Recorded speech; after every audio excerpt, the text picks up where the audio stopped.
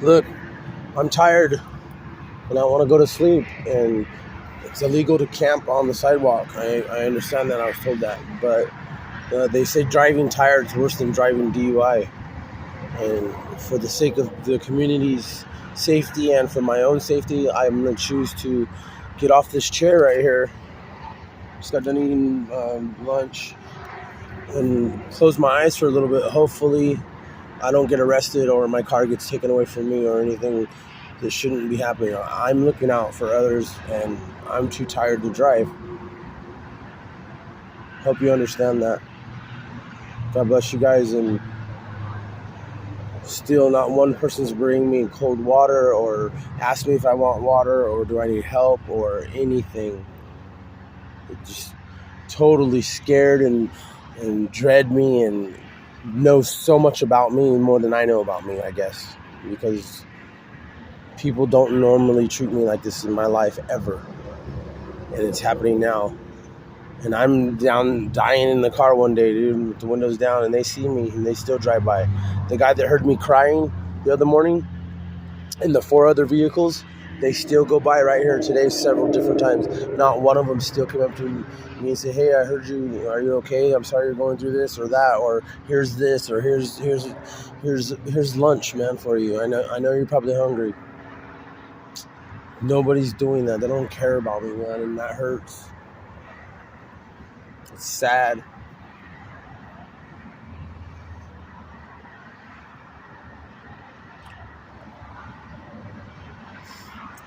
I miss my grandma. I wouldn't be out here if my grandma was here. And my dad. I lost my dad 3 months ago. I lost my grandma. August 3rd will be 3 years. So next month on the 3rd, it's going to be a tough month, let alone all this other stuff I'm going through. But I'm laying down. I'm tired, so I got to do it. I got to do it for me. At a cost, I understand. At a cost. I get that. I'm not doing anything to anybody. I'm trying to survive, and I'm struggling doing that. It's so damn hot out here. No love from no one in this world. Drive by me hundreds and hundreds of times, over and over, relentlessly, laughing, pointing fingers. I've had about 8 or 9 different cars on the end of the block in the last hour taking turns just watching me. They want to know what I'm doing. They want to see what my next choice is. Well, my next choice is going to sleep like I was yesterday, like the day before. I'm not allowed to sleep. That's impossible. It's off record. Matter of fact, that's not even in our dictionary. He can't sleep. We can only give him drugs and drip him, and we can give him fentanyl-laced drugs. I've been out here poisoned 2 days in a row. I had to call a family member to get me out of the sun. I could not get out of the vehicle. So stuff's real, man, out here. And that's why, for the most part, I'm always on point out here, dude. And I pay attention to my surroundings. I'm aware. I have a sense of awareness. And today might be my last day out here. I believe they're waiting for some kind of warrant to be filed or published. I know Howard made some calls because he felt disrespected because what I was saying was true and it wasn't nothing towards him, but he took it personal. And he didn't like the fact that I asked to speak to a different officer because he was a bully, and he was already answering my questions for me. And I don't get down like that. I'm about respect. And sometimes I get disrespected. A lot of times I bite the bullet. But there is the times where I just let it loose. And, I'm old school, dude. Back in the day, you looked at somebody crazy, that means you got punched in the mouth.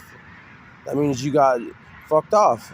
And you can't do that no more in this world. This world's not like that anymore. It's all politically correctness, and it's about you can't look down on gays, but you can look down on homeless.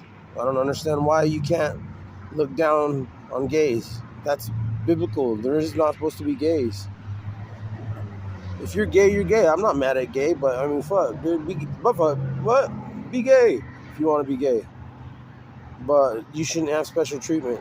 Just like the child molesters at the house that got moved in, that was my tipping point, that I didn't know that this house that I was living in was a child molester house. I wasn't told by the owner, wasn't told by parole, was put into that home. That's ultimately how I became homeless. I left that home abruptly and got the fuck out of there, because I'm not a child molester and I don't deserve to ever, or I wouldn't wish that for anybody to want to live in a place where you don't belong. And the story goes on and on from there. And I'm telling you what, from that house on, all three of those child molesters tried to get federal hate crimes on me, said I beat them up, I extorted them, I stole from them. And then one tranny OD'd on drugs over at that house. Meanwhile, 3 weeks before that, I've been trying to get him out of the house over and over and over repetitively from the house owner. His name's Keith Pearson. He's also responsible for this, everything that's going on. The Fresno Parole Office is responsible. Agent Pacheco, he's the one that freaking made me go into this freaking house. He forced me. He told me, well, you have 30 minutes to decide if you're going to go or not, and if you don't go, you're not going to like where I'm going to put you. It's a locked facility. I just got out of prison. Who wants to go back to a locked facility when you're free?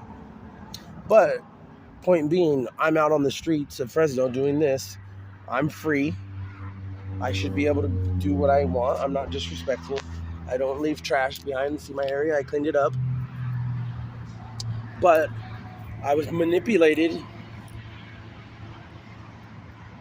to go into that house for a reason. Who knows? I got bullet holes all in my vehicle. I've been shot at twice this year. I have multiple people stalking me, different cars, several of the same cars at nighttime keep continuously parking by me when I'm trying to close my eyes, when I'm trying to rest in this little tin can of a